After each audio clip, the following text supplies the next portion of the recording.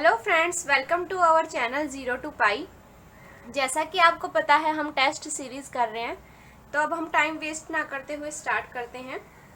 Question है, देखिए, the value of sine 75 degree minus sine 15 degree upon cos 75 degree plus cos 15 degree is. 4 option आपके पास given है, इसकी वैल्यू हमें फाइंड करनी है, क्या होगी। तो देखिए फ्रेंड्स, इसको हम प्रॉपर मेथड से सोल्व नहीं करेंगे, लेंदी मेथड से बिल्कुल नहीं करेंगे। साइन ए माइनस साइन बी का फॉर्मूला नहीं अप्लाई करेंगे। इसके लिए हमारे पास एक रूल है, देखिए, कि अगर साइन ए माइनस साइन बी अपॉन में कोस ए प्लस कोस बी, इसकी वैल्यू पूछता है एग्जामिनर, तो क्या करेंगे हम, tan a माइनस बी। अगर यहाँ पे माइनस का साइन है तो हम यहाँ पे माइनस लेंगे, a माइनस बी अपॉन 2। ठीक है, अगर इसकी जगह पे ये गिवन होता sine a plus sine b upon cos a plus cos b, अगर ये गिवन होता तब हमारा फॉर्मूला क्या लगता, tan a प्लस बी। अगर साइन प्लस का है साइन वाले टर्म में तो प्लस हो जाता, a प्लस बी अपॉन 2, ये आपका फॉर्मूला लग जाता। तो देखिए यहाँ पे क्या है, sine a minus sine b, a की जगह पे 75 डिग्री, b की जगह पे 15 डिग्री, तो क्या बनेगा हमारा, ये देखो, sine 75 degree minus sine 15 degree upon cos 75 degree plus cos 15 degree. इसको कैसे लिख सकते हैं हम, tan a minus b, 75 minus 15 upon में 2, ये क्या बना आपका, tan 60 अपॉन 2, ये क्या आई वैल्यू, tan 30 डिग्री। और tan 30 डिग्री की वैल्यू सबको पता है कितनी होती है, 1/√3। तो ये क्या हो जाएगा, आपका आंसर हो जाएगा। तो ऑप्शन थर्ड क्या होगा आपका करेक्ट ऑप्शन। तो इस तरीके से 1 सेकंड में इस क्वेश्चन को सोल्व करना है। प्लस आ जाएगा तो हम tan a plus b by 2 का फॉर्मूला लगाएंगे। अब चलते हैं नेक्स्ट पे। नेक्स्ट क्वेश्चन है, the value of cos tan inverse sine cot inverse x is. 4 option आपके पास गिवन है। तो देखिए, एक तो है इसका लेंदी मेथड कि आप कोट इनवर्स x को साइन इनवर्स x में कन्वर्ट करोगे, फिर वहाँ से साइन इनवर्स और साइन से कट हो जाएगा तो x बचेगा, फिर tan इनवर्स आ गया, वो आपका काफ़ी लेंदी मेथड। हम इसमें देखिए ट्रिक लगाएंगे, क्या, कभी भी इस टाइप का क्वेश्चन आता है तो आप x की वैल्यू लेट कर लीजिए अपनी तरफ से। अगर हम लेट कर लेते हैं यहाँ पे x की वैल्यू 0, देखिए let x is equal to में 0, हमें तो क्वेश्चन सॉल्व करना है वो भी कम टाइम में, इसलिए हम क्या करते हैं, देखो x की वैल्यू आप लेट कीजिए। आपने x की वैल्यू लेट की, x इज इक्वल टू में 0, तो क्या बना आपका, देखो, कोस tan इनवर्स साइन, यहाँ पे क्या बना, कोट इनवर्स 0, यही बना।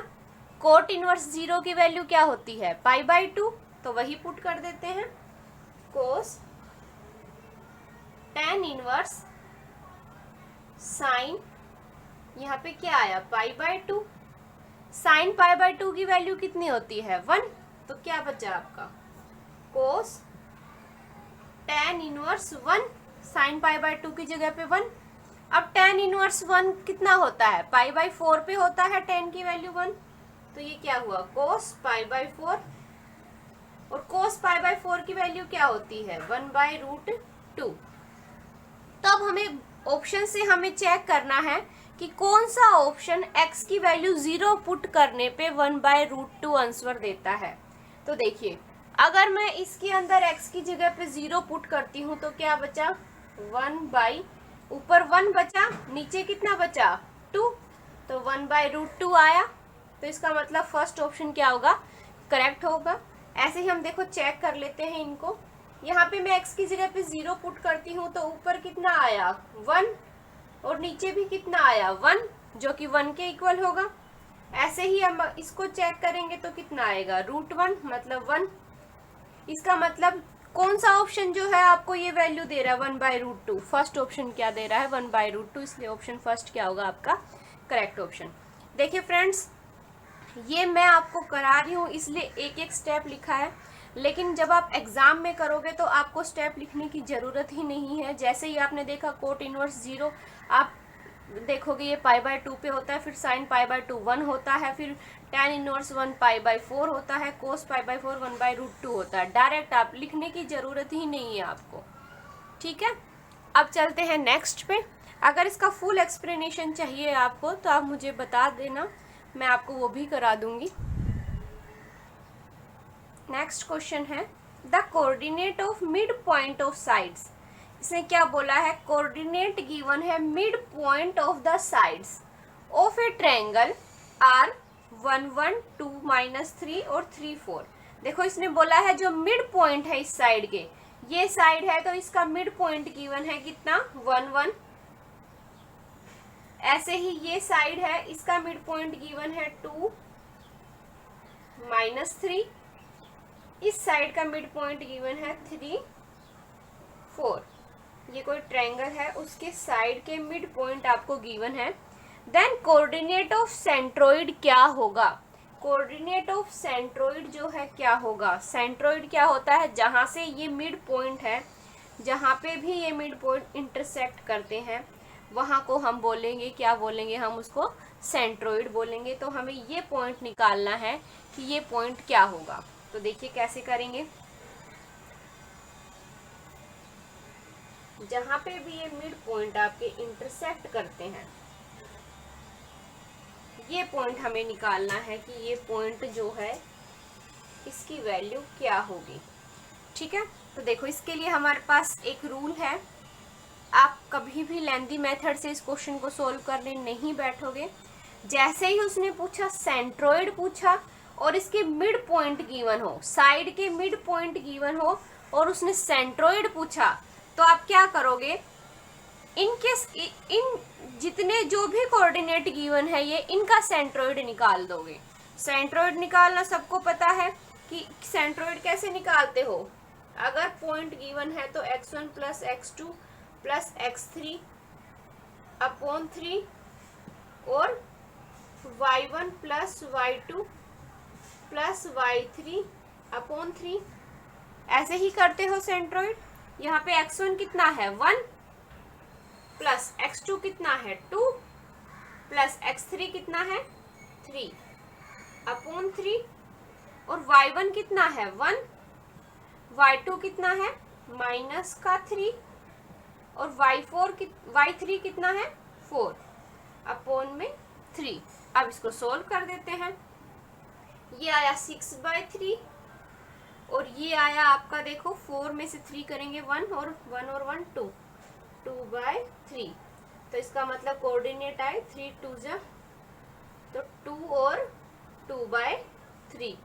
तो सेंट्रोइड के जो कोऑर्डिनेट आए वो क्या आए, 2 और 2/3। इस तरीके से आपको शॉर्टकट तरीके से इस क्वेश्चन को सोल्व करना है, ना कि आप वो पूरा लेंथी मेथड अप्लाई करोगे। आई होप समझ आया होगा। अगर मिड पॉइंट गिवन होंगे किसी साइड के तो क्या करना है, और सेंट्रोइड पूछा है तो जो मिड पॉइंट गिवन है उनका सेंट्रोइड आप फाइंड कर देना, ठीक है। उनका सेंट्रोइड क्या होगा, x1 + x2 + x3/3 और y1 + y2 + y3/3 अप्लाई कर देना, आंसर आ जाएगा। नेक्स्ट क्वेश्चन है, देखिए, if equation of base of an equilateral triangle, कोई भी इक्विलैटरल ट्रायंगल है जिसका बेस की जो इक्वेशन है, क्या बोला है, उसके जो बेस की इक्वेशन है वो क्या है, x + y - 2। बेस क्या होता है, यही होता है, इसकी इक्वेशन क्या गिवन है, x plus y minus two and vertex is 2 minus 1 और वर्टेक्स गिवन है 2 minus 1। Then find the length of side of triangle. तो इसने पूछा है लेंथ जो है साइड ऑफ ट्रायंगल्स की क्या होगी। देखिए इक्विलैटरल ट्रायंगल की जितनी भी साइड होती है वो सेम होती है, सबको पता है।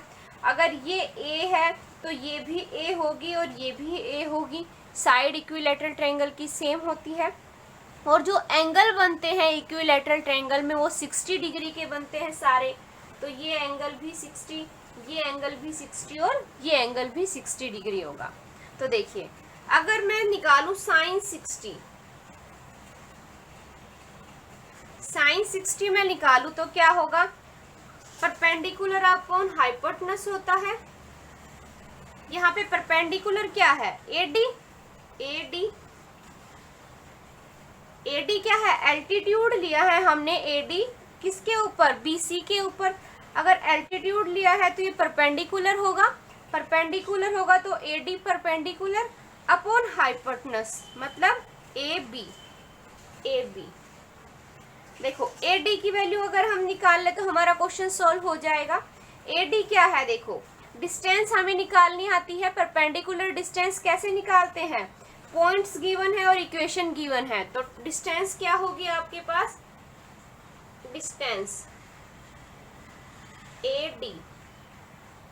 डिस्टेंस निकालना हमें आता है, स्ट्रेट लाइन में हमने सीखा है। जो ये पॉइंट है इस इक्वेशन में पुट कर दीजिए, x की जगह पे 2 प्लस y की जगह पे -1 और माइनस का 2 अपॉन में x का जो कोफिशिएंट है अंडर रूट x का कोफिशिएंट है उसका स्क्वायर प्लस y का जो कोफिशिएंट है उसका स्क्वायर। ये ऐसे ही डिस्टेंस फाइंड करते हैं। तो ये हमारे पास क्या आया, देखो 2 और 2 में से 2 गया 0 और ये -1 और इसका पूरे का मॉडुलस लेते हैं। डिस्टेंस कभी भी नेगेटिव नहीं आती, इसका मॉडुलस लेंगे तो ऊपर 1 बचा, नीचे कितना आया √2। एडी की वैल्यू आ गई हमारे पास √2। साइन 60 हमें पता है तो ए भी निकाल सकते हैं हम। तो वैल्यू पुट कर दीजिए, साइन 60 कितना होता है √3/2। एडी कितना है हमारे पास 1/√2 upon A B. Cross multiply कर देते हैं, इसको इधर ले जाते हैं और इसको इधर ले जाते हैं तो क्या बना, A B is equal to में 1/√2 और ये इधर आके मल्टीप्लाई डिवाइड हो जाएगा मतलब 2/√3। ठीक है, अब इसको सोल्व करना है। 2 और √2 कैंसिल हो जाएगा, यहाँ पे √2 बचा तो क्या बचा आपका √2 upon √3 that is √2/3। A B की जो वैल्यू आई है वो कितनी है √2/3। इसका मतलब जो उसकी साइड है वो किसके इक्वल होगी, साइड की जो लेंथ है वो किसके इक्वल होगी √2/3। ऑप्शन सेकंड क्या होगा आपका करेक्ट ऑप्शन। इस टाइप का क्वेश्चन आपका यूपी टीजीटी में पूछा गया है, इसीलिए ये कराया है। अगर इस टाइप से क्वेश्चन आ जाता है तो आप ऐसे सोल्व करोगे उसको, इसका परपेंडिकुलर डिस्टेंस निकालोगे, एडी आ गया आपका। ठीक है, अब आपको पता है साइन 60 कितना होता है P/H that is AD upon A B. AD की वैल्यू पता है, साइन 60 पता है, ए बी आप फाइंड कर सकते हो। ए बी ही तो फाइंड करना था हमें, साइड ही तो फाइंड करनी थी। अब चलते हैं नेक्स्ट क्वेश्चन पे। नेक्स्ट है इफ 1/8 फैक्टोरियल, इसका मतलब है 8 factorial plus 1/9 factorial is equal to में x/10 फैक्टोरियल, देन x की वैल्यू क्या होगी। 4 ऑप्शन गिवन है। ये जो साइन है वो फैक्टोरियल को रिप्रेजेंट करता है, ये 8 फैक्टोरियल है। तो देखो कैसे लिखेंगे, 8 फैक्टोरियल लिया प्लस 9 फैक्टोरियल को हम लिख सकते हैं 9 इंटू में 8 फैक्टोरियल, x अपॉन में 10 फैक्टोरियल को लिख सकते हैं 10 इंटू में 9 इंटू में 8 फैक्टोरियल। ये इसलिए किया है ताकि अगर हम 1/8 फैक्टोरियल को कॉमन ले तो वो कैंसिल हो जाए। तो 1/8 फैक्टोरियल कॉमन लिया आपने, क्या बचा 1 प्लस 1/9 इज इक्वल टू में x अपॉन 90 इंटू में 1/8 फैक्टोरियल। 8 फैक्टोरियल से 8 फैक्टोरियल कैंसिल हो गया, तो क्या बचा देखो, इसका एलसीएम लोगे तो 10/9 इज इक्वल टू में x/90। हमें किसकी वैल्यू फाइंड करनी है, x की, तो x की वैल्यू फाइंड करनी है। तो देखिए क्या करेंगे, इस टर्म को इधर ले जाते हैं, x इज इक्वल टू में 10 इंटू में 90 अपॉन 9। अब 9 1 जा और 9 10 जा, देखो क्या बना 100। तो x की वैल्यू क्या आ गई आपके पास 100। तो ऑप्शन 4 क्या होगा आपका करेक्ट ऑप्शन होगा। अब चलते हैं नेक्स्ट पे। नेक्स्ट क्वेश्चन है 3D से है, the angle between the plane 2x minus y plus z is equal to 30 and x plus y plus 2z is equal to में 9। दो प्लेन गिवन है, उनके बीच में एंगल फाइंड करना है, कितना होगा। तो देखो दो प्लेन अगर गिवन है आपके पास, जैसे मैंने आपको रूल बताया है, ये दो प्लेन गिवन है तो उसका एंगल कितना होगा, a1 into a2 plus b1 into b2 plus c1 into c2 upon में under root of a1 square b1 square c1 square into में under root of a2 square b2 square c2 square. ये आपका rule होता है, ये learn कर लेना formula.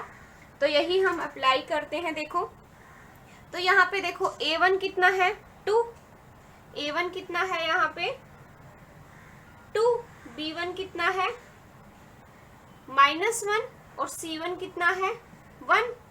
ऐसे ही a2 कितना है आपके पास 1 और b2 भी कितना है 1 और c2 कितना है 2। फॉर्मूला पता है, वैल्यू पुट कर देते हैं। क्या हुआ देखो, cos theta is equal to में a1 into a2 2, b1 into b2 minus का 1, c1 इंटू c2 प्लस का 1 अपॉन में अंडर रूट ऑफ और इस पूरे का मॉडुलस। तो देखिए क्या होगा, अपॉन में इसका स्क्वायर 4, इसका स्क्वायर 1, इसका स्क्वायर 1, इसका स्क्वायर 1, फिर इसका स्क्वायर 1, फिर इसका स्क्वायर c2 2 है आपके पास 4। ठीक है, अब इस वैल्यू को फाइंड कर देते हैं। देखो क्या आया, ये क्या आया देखो, 1 से 1 कैंसिल, तो 2 upon 4 plus 5 plus 6 root 6 into में रूट 6, तो 6 हुआ, दैट इज 1 बाय। देखिए यहाँ पे c1 इंटू c2 2 आएगा, तो यहाँ पे 2 कीजिए, ये 3 होगा फिर आपका। ठीक है, कैलकुलेशन है कर लेना। 3/6 कितना होगा 1/2। कोस थीटा क्या आया आपके पास, cos theta is equal to 1/2। Cos theta 1/2 किसके ऊपर होता है, दैट्स मीन थीटा किसके इक्वल होगा π/3 के। कोस 60 ही तो होता है 1/2, तो π/3। इसका मतलब फोर्थ ऑप्शन क्या होगा आपका करेक्ट ऑप्शन होगा। ठीक है, अब चलते हैं नेक्स्ट पे। नेक्स्ट है the median of 2 3 7 10 5 26 and 11 is. In numbers का मीडियन निकालना है, क्या होगा, 4 ऑप्शन गिवन है। तो देखिए मीडियन निकालने के लिए सबसे पहले जो भी गिवन डाटा है आप उसको असेंडिंग या डिसेंडिंग ऑर्डर में आप उसको लिखते हैं। तो देखिए हम लिखते हैं इनको असेंडिंग ऑर्डर में लिखते हैं। 2, फिर उससे बड़ी टर्म क्या है 3, फिर उससे बड़ी टर्म क्या है 5, फिर उससे बड़ी टर्म 6, फिर उससे बड़ी 7, फिर उससे बड़ी कितनी होगी 10,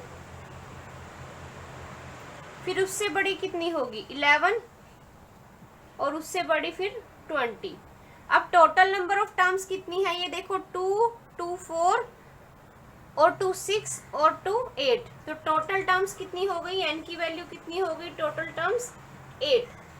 देखो अगर n इवन नंबर है, अगर n इवन नंबर है तो मीडियन क्या होगा, तो मीडियन का फॉर्मूला क्या होगा, अगर n इवन नंबर है तो मीडियन का फॉर्मूला होगा n/2th term plus n/2 plus 1th term upon में 2। इसका मतलब n/2 का मतलब क्या है, 8/2। n की वैल्यू तो हमारे पास यही है, plus 8/2 plus 1th term upon 2। इसको सॉल्व करोगे तो क्या आएगा, 4th term plus 5th term upon 2। 4th term क्या है, देखो 1st, 2nd, 3rd, 4th। 4th क्या है, 6 प्लस 5th कौन सी है, देखो 1 2 3 4 5। 5th नंबर पे कौन सी है, 7 अपॉन 2। कितना आया, 13/2। इसको सोल्व करोगे तो कितना आएगा, 6/5। तो ऑप्शन 4th क्या होगा आपका करेक्ट ऑप्शन। अब चलते हैं नेक्स्ट पे। नेक्स्ट है sine 12 degree cos 78 plus cos 12 sine 78 is equal to 4। Option आपके पास गिवन है। देखिए अगर आप नोटिस करोगे तो ये फॉर्मूला बन रहा है sign A cos B cos A sine B का। क्या फॉर्मूला बन रहा है आपके पास, ये sign A cos B plus cos A sine B, यही फॉर्मूला बन रहा है। तो ये किसके इक्वल होता है, साइन ए प्लस बी के। तो वही हम अप्लाई कर देते हैं। देखो ये फॉर्मूला ए की जगह पे 12 है, बी की जगह पे कितना है, 78। तो ये साइन 12 कोस 78 प्लस कोस 12 साइन 78 किसके इक्वल होगा, साइन ए प्लस बी के। ए की जगह पे कितना है 12, बी की जगह पे कितना है 78। तो क्या हुआ, ये साइन 90। साइन 90 कितना होता है 1। तो ऑप्शन सेकंड क्या होगा आपका करेक्ट ऑप्शन। अब चलते हैं नेक्स्ट पे। नेक्स्ट क्वेश्चन है in a right angle triangle A B C. कोई भी राइट एंगल ट्रायंगल है ए बी सी और राइट एंगल है एट सी। राइट एंगल बनाते हैं सी पॉइंट के ऊपर। Then the value of sine A cos B plus cos A sine B क्या होगा। देखिए सबसे पहले तो ये वही फॉर्मूला बन गया, sign A cos B cos A sine B को हम क्या लिख सकते हैं, साइन ए प्लस बी। तो मतलब हमें साइन ए प्लस बी की वैल्यू फाइंड करनी है, क्या होगी। अच्छा कोई भी ट्रायंगल है उनके जितने उसके जो एंगल है उनका सम कितना होता है 180। तो हम बोल सकते हैं यहाँ से angle A plus angle B plus angle C किसके इक्वल होगा 180 के। एंगल सी किसके इक्वल है 90 के। तो यहाँ पे angle A plus angle B plus 90 is equal to 180 degree. यहाँ से एंगल ए प्लस बी की वैल्यू आ जाएगी, ए प्लस बी किसके इक्वल आया 180 minus 90। That's mean angle A plus angle B किसके इक्वल आया आपका 90 डिग्री के।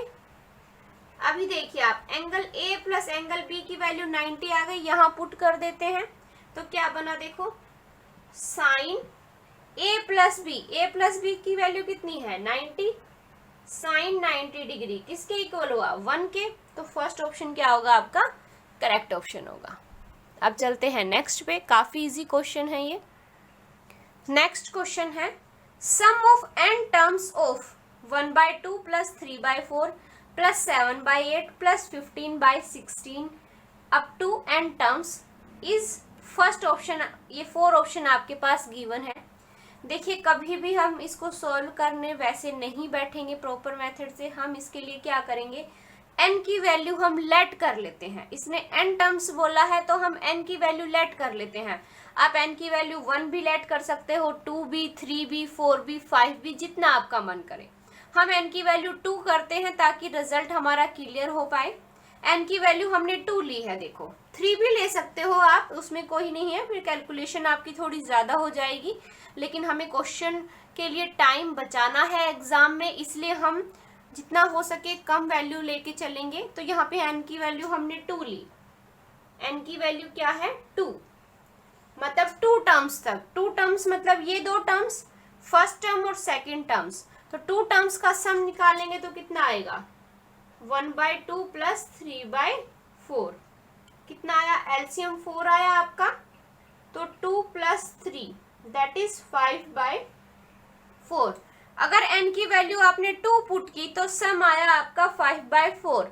अब आप ऑप्शन में पुट करके देख लीजिए कि n की वैल्यू 2 पुट करने पे कौन सा ऑप्शन आपको 5/4 देता है। तो जैसे फर्स्ट ऑप्शन है आपका 2 की power n minus n minus 1, n की जगह पे 2 पुट करना है, तो 2 की पावर 2 माइनस 2 माइनस 1 कितना आया 4 माइनस 2 माइनस 1 दैट इज 1, जो कि इक्वल नहीं है π/4 के, इसलिए ऑप्शन फर्स्ट आपका इनकरेक्ट हो गया। अब सेकंड चेक कीजिए, 1 माइनस 2 की पावर माइनस n क्या हुआ 1 माइनस 1/2 की पावर 2 4 दैट इज 3/4, ये भी इक्वल नहीं है 5/4 के, इसका मतलब सेकंड भी रॉन्ग हो गया।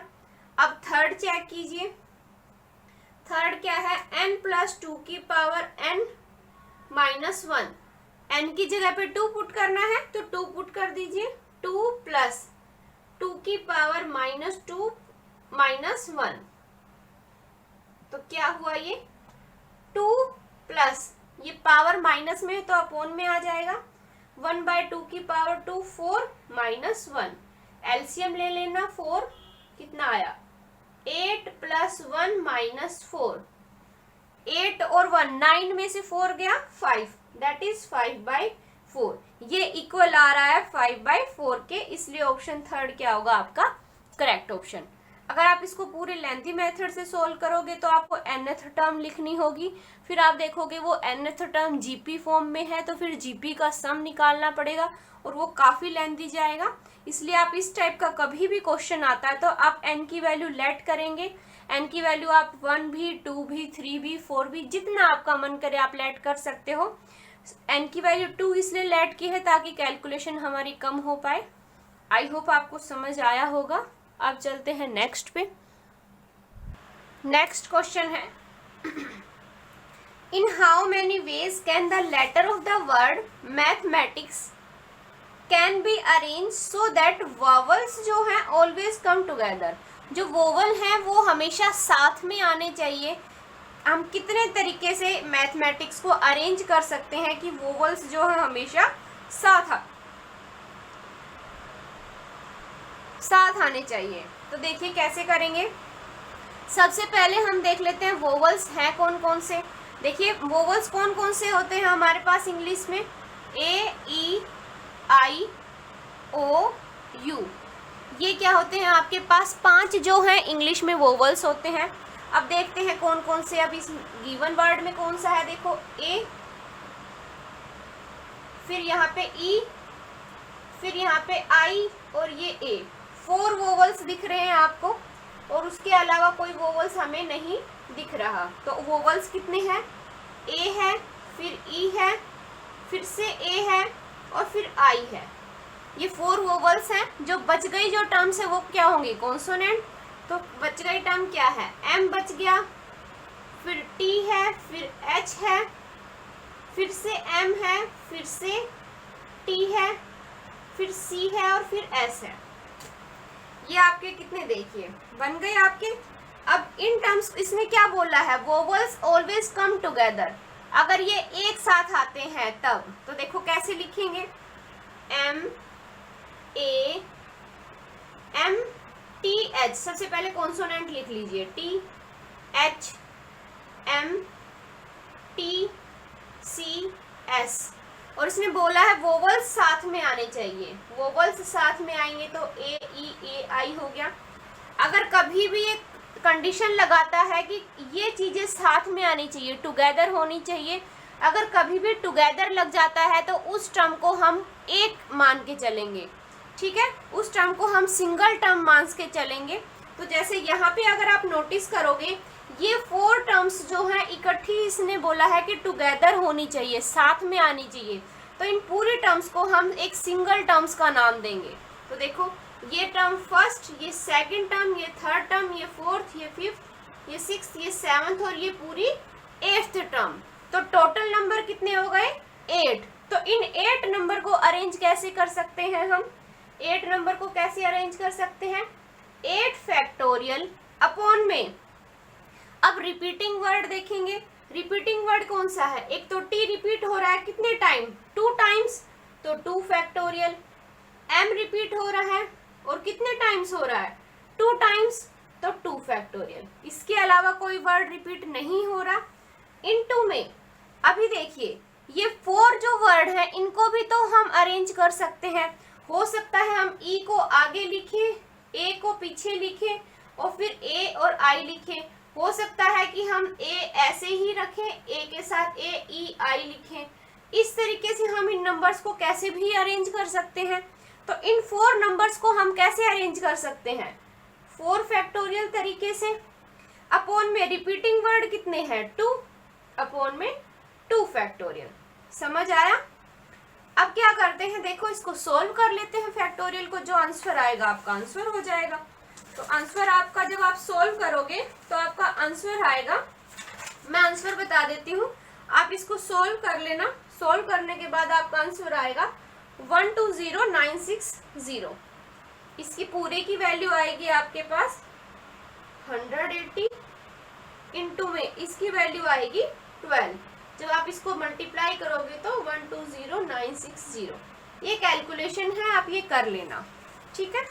कभी भी ऑलवेज टुगेदर का नाम देगा, टुगेदर का नाम दिया तो उस पूरी टर्म को हम एक सिंगल टर्म मान के चलेंगे, ना कि इनको 4 नंबरिंग देंगे, ठीक है। ये सिंगल टर्म हो गई आपकी और फिर हमें अरेंज करना है। चलते हैं नेक्स्ट पे। नेक्स्ट है probability of getting sum of 9। Sum 9 आने की प्रोबेबिलिटी पूछी है, क्या होगी? In throw of 2 dice. 2 dice को अगर थ्रो किया है तो देखो 2 डाइस के ऊपर मैंने ट्रिक बता रखी है आपको, अगर चाहो तो आप वो ट्रिक अप्लाई करके क्वेश्चंस को सोल्व कर सकते हो। अभी देखिए हम कैसे करते हैं। अभी के लिए सम ऑफ 9, 2 डाइस को अगर थ्रो किया गया है तो सम 9 होना चाहिए। तो देखो सम 9 होगा कब? 2 डाइस को थ्रो करेंगे तो हो सकता है एक बार 3 आए और एक बार 6 आए, तभी तो सम 9 होगा। ऐसे ही हो सकता है एक बार 4 आए, एक बार 5 आए, एक बार शुरू फर्स्ट वाले डाइस थ्रो करेंगे तो 5 आए और सेकंड टाइम 4 आए। हो सकता है फर्स्ट टाइम 6 और सेकंड टाइम 3 आए। क्या इसके अलावा कोई और पॉसिबिलिटी है कि ना सम 9 आए? नहीं है। तो टोटल फेवरेबल केस कितने हो गए आपके पास? टोटल फेवरेबल केस कितने हो गए? 4 हो गए। तो प्रोबेबिलिटी क्या होगी आपके पास? प्रोबेबिलिटी क्या होगी? फेवरेबल केस 4 अपॉन में टोटल केस। 2 डाइस को थ्रो किया है तो 6 की पावर 2 होगी, दैट इज 4 अपॉन 36, 1/9। 4 9 जा 36, तो 1/9 क्या होगा आपका आंसर। तो फर्स्ट ऑप्शन क्या होगा? Correct option. अब चलते हैं नेक्स्ट पे। नेक्स्ट है given that set Z of integer form a group under the binary operation defined by a binary operation B is equal to में A प्लस B प्लस 1, then inverse of -2 in group is क्या होगा? -2 का inverse find करना है कि group में -2 का इनवर्स क्या होगा। 4 ऑप्शन आपके पास गिवन है। तो देखिए कैसे करेंगे। सबसे पहले हमारे पास गिवन क्या है? A बाइनरी ऑपरेशन B किसके इक्वल है? A प्लस B प्लस 1, ठीक है। तो देखिए इनवर्स निकालना है, दैट्स मीन हमें क्या निकालना है? A ऑपरेशन A इनवर्स हमें पता है आइडेंटिटी के इक्वल होता है। तो अगर मैं आइडेंटिटी की वैल्यू निकाल लूं तो हमारे पास वैल्यू आ जाएगी इनवर्स की। तो आइडेंटिटी की वैल्यू निकालने के लिए हम देखो क्या करते हैं, आइडेंटिटी ऑपरेशन अप्लाई करते हैं। आइडेंटिटी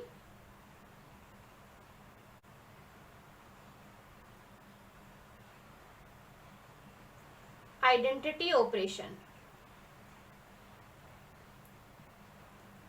तो क्या होगा आइडेंटिटी ऑपरेशन, क्या होता है आपके पास, ए ऑपरेशन ई किसके इक्वल आए, वापस उसी एलिमेंट के इक्वल आए, वो क्या होता है आपका आइडेंटिटी ऑपरेशन। तो देखो ए ऑपरेशन ई कैसे निकालना है, जो भी टर्म्स है उनका सम कर दो और +1 कर दो। तो इस पे अप्लाई करते हैं, क्या होगा a plus E plus 1 is equal to में a, e की वैल्यू आ जाएगी यहां से, देखो a से a कैंसिल हो गया, e plus 1 is equal to 0 है, तो e की वैल्यू किसके इक्वल आ गई, -1 के। आइडेंटिटी की वैल्यू कितनी आ गई, -1, इसमें पुट कर देते हैं, इसके ऊपर ऑपरेशन लगाएंगे तो क्या होगा, a plus a inverse plus 1 is equal to में आइडेंटिटी कितनी है, -1। अब वैल्यू देखो, इससे किसका इनवर्स पूछा है, -2 का, इसका मतलब इसमें a की वैल्यू कितनी गिवन है, -2 गिवन है। -2 का इनवर्स फाइंड करना है तो a की जगह पे -2 करेंगे, तो -2 कर दीजिए, -2 का inverse plus 1 is equal to -1। -2 का इनवर्स चाहिए तो इसको तो इधर ही रखते हैं, जो एक्स्ट्रा टर्म है उनको उधर ले जाते हैं, -1 ये इधर आएगा तो -1, ये इधर आएगा तो प्लस का 2, कितना आया, -2 का इनवर्स किसके इक्वल आया, 0 के। तो ऑप्शन 4 क्या होगा आपका करेक्ट ऑप्शन। अब चलते हैं नेक्स्ट पे। नेक्स्ट है a एंड b भी 2 पॉजिटिव इंटीजर, a और b कोई भी 2 पॉजिटिव इंटीजर है, then GCD of A B into में एलसीएम ऑफ ए बी किसके इक्वल होगा। तो देखिए ये रूल है आपका, अगर GCD of A B into में एलसीएम ऑफ ए बी पूछा होगा और 2 नंबर्स गिवन होंगे, a एंड b कोई भी 2 पॉजिटिव इंटीजर है, उन दोनों का जीसीडी इनटू में एलसीएम करोगे तो वो उन दोनों के नंबर के प्रोडक्ट के इक्वल होता है, ठीक है। अभी 95th देखिए, the value of determinant this is क्या होगा, इस डिटर्मिनेंट की वैल्यू फाइंड करनी है। तो देखो इस डिटर्मिनेंट के लिए हम इसके ऊपर ऑपरेशन लगाते हैं, क्या कि कॉलम C2 में से C1 माइनस करते हैं, कॉलम C2 पे ऑपरेशन लगाते हैं कि C2 में से C1 माइनस करते हैं और C3 में से C2 माइनस करते हैं, C3 में से C2 माइनस करते हैं। क्यों किया है ये भी अभी पता चलेगा। देखिए ऑपरेशन लगाते हैं first column as it is, क्योंकि फर्स्ट कॉलम के ऊपर कोई ऑपरेशन नहीं लगा है। सेकंड में क्या है, इसमें से ये माइनस करना है, तो 12 में से 11 माइनस करोगे 1, 13 में से 12 माइनस करोगे 1, 14 में से 13 माइनस करोगे 1। ऐसे ही अब इसने बोला है C3 में से C2, C3 ये है, इसमें से C2 माइनस करोगे तो 1, 14 में से 13 1, 15 में से 14 1। अच्छा अब इसका डिटर्मिनेंट कितना होगा, इसका डिटर्मिनेंट 0 होगा। याद रखना कभी भी 2 सिमिलर कॉलम मिले या 2 सिमिलर रो मिले, अगर दोनों सेम है, ये देखो ये वाला कॉलम और ये वाला कॉलम सेम है, तो इसका मतलब इसका डिटर्मिनेंट 0 होगा, आपको निकालने की जरूरत नहीं है। या फिर अगर इनकी जगह पे मान लो ऐसे होता, कोई भी 2 रो सेम होती, मान लो ये कोई भी 2 रो सेम होती और फिर आगे 3 4 5 कुछ भी होता, जैसे ही आपने देखा 2 रो बिल्कुल सेम है तो उसका डिटर्मिनेंट आप डायरेक्ट 0 कर देना। तो इसका मतलब जो ये क्वेश्चन है इसमें 2 कॉलम सेम है, तो इसका डिटर्मिनेंट क्या होगा 0। तो ऑप्शन फर्स्ट क्या होगा आपका करेक्ट ऑप्शन। सो फ्रेंड्स आज के लिए बस इतना ही। आई होप आपको मेरा सेशन अच्छा लगा है। अगर अच्छा लगा है तो please like subscribe and share with your friends. अगर आपको कोई और क्वेश्चंस चाहिए किसी पर्टिकुलर चैप्टर के तो आप मुझे कमेंट करके बता सकते हैं, मैं वो भी इंक्लूड कर दूंगी उसमें। So thank you for watching my video.